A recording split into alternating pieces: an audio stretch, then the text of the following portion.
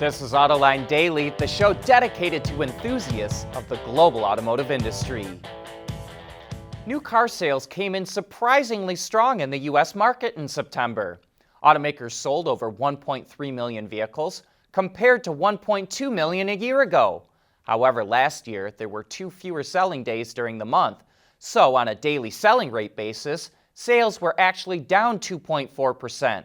The SAAR, or annualized rate, hit 16 million units compared to 17 million a year ago.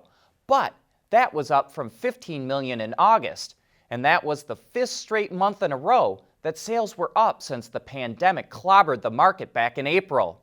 But it was a bit of a mixed bag for automakers. Some had a September to remember, others had a month they would rather forget. Nissan and Mitsubishi had a terrible month, but they were weak even before the pandemic hit.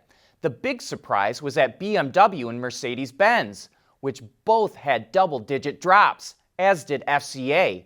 At the other end of the spectrum, Mazda had a spectacular month, with sales up more than 18%. Tesla was up nearly 17%, and Kia was up over 14%. Subaru and Toyota both put in a solid performance too.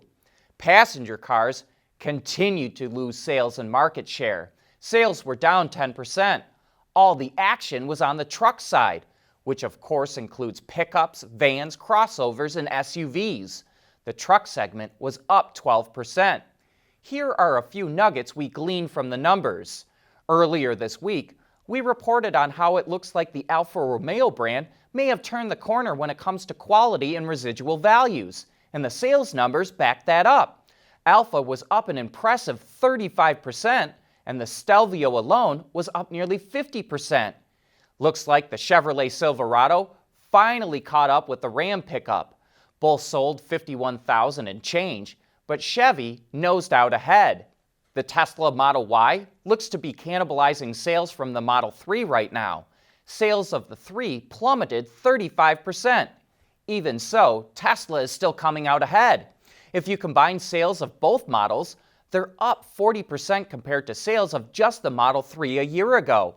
And it sure shows the value of Tesla having a crossover. Imagine what could happen if it added a bigger crossover and a smaller one to the lineup. You know, it is great to see the market putting in a strong recovery, but let's stand back and look at the big picture. For the year, the overall market is still down nearly 19%. Automakers have sold 2.4 million fewer vehicles than they did at this point a year ago. Hopefully, they can whittle that down over the next 3 months. But when they report their third quarter earnings, we need to brace ourselves for some bad numbers. The world is changing at an ever-increasing pace. No matter what the mode of transportation, there is always the need for an efficient propulsion system. And that's exactly what BorgWarner has been doing since the earliest days of the automotive industry.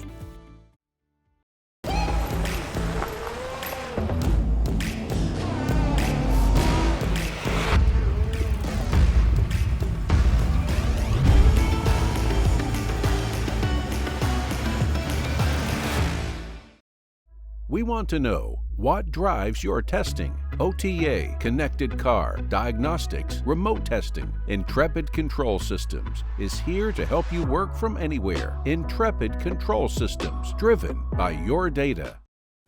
We all know it takes deep pockets to race in NASCAR. I mean, just look at the cars. They're practically billboards that also happen to be able to go 200 miles per hour. But all those sponsors wouldn't be there if they didn't think there was money to be made. And according to SafeBettingSites.com, the top 5 largest teams in NASCAR have a combined value of over $1 billion. Hendrick Motorsports is by far and away the most valuable team in NASCAR at $315 million.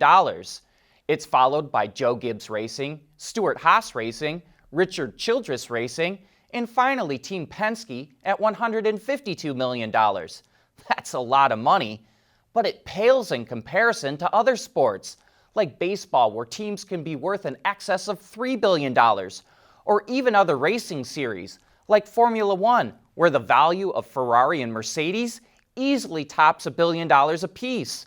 NASCAR has been doing a better job lately of attracting new fans, so maybe those values will start going up again. In other racing news, Honda announced it will no longer supply engines to Formula One after the 2021 season concludes. It got back into the racing series in 2015 and has seen success this year and last, winning several races. But Honda's goal to reach carbon neutrality played a part in its exit, and the company will invest the money it would have spent on its racing efforts to develop future zero-emission technologies. Honda had supplied engines to Red Bull Racing and Scuderia AlphaTauri, which will leave those teams scrambling to find a new manufacturer. Adaptive cruise control can be a blessing and a curse. A blessing because it can greatly reduce your cognitive driving load in traffic, but a curse because it can leave gaps for other cars to slip into or can seemingly take forever to react when traffic moves away from a traffic light. That's why we can't wait to drive the new Genesis G80. It'll be the first car to embed machine learning into its adaptive cruise control system. You can teach the system how close you want to follow the car in front of you, within certain limits of course, and you can teach it how quickly you want it to react when traffic gets going after the traffic light turns green at an intersection. That's music to our ears. But that's what Genesis is telling us. We want to experience it for ourselves, and when we do, we'll let you know if it's as good as it sounds. Traffic deaths in the U.S. fell for the third straight year in 2019.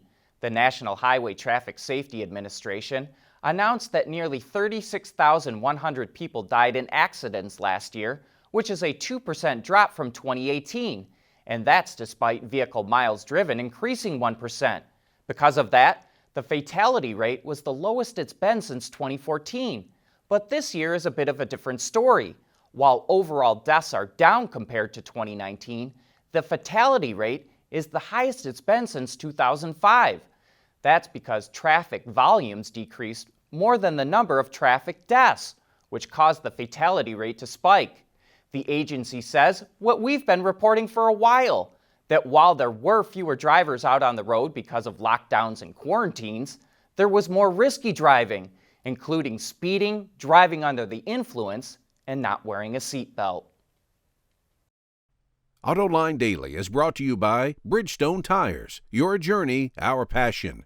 Intrepid Control Systems, over-the-air engineering, boost your game. And by BorgWarner, propulsion solutions that support a clean energy-efficient world. I've seen vehicle interiors that look like garbage dumps before, but future Jaguars and Land Rovers will feature components made from literal landfill waste.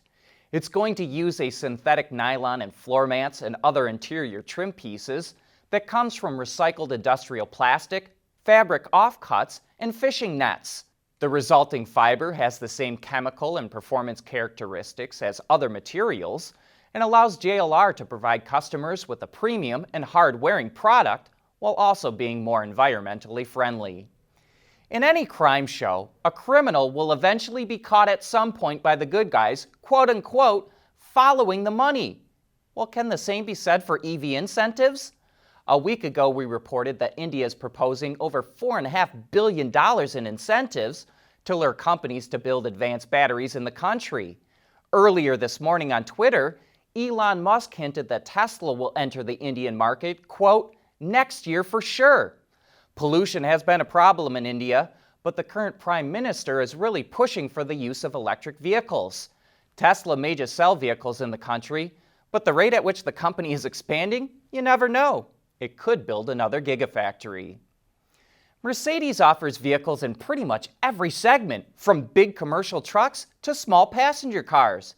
But now the automaker is jumping into an all-new segment with the introduction of an e-scooter. It weighs about 30 pounds, and it can be folded up to be stored in a trunk or carried around if needed. The scooter has a top speed of about 12.5 miles per hour and a range of 25 kilometers, or about 15.5 miles. It also comes with front and rear suspension. A display screen shows the speed, battery life, riding mode, and includes integrated navigation as well. You can also connect your smartphone to the scooter via Bluetooth to manage functions like lights and driving mode.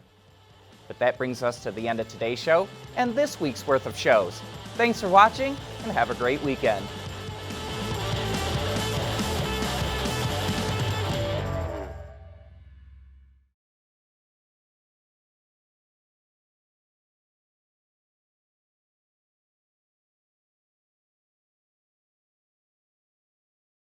Ward's is the industry leader for news, data, and analysis. That's why companies across the globe subscribe to our premium service, maybe even your own. Log in for subscriber access now. Check your company's intranet for details and rely on wardsauto.com to keep you informed.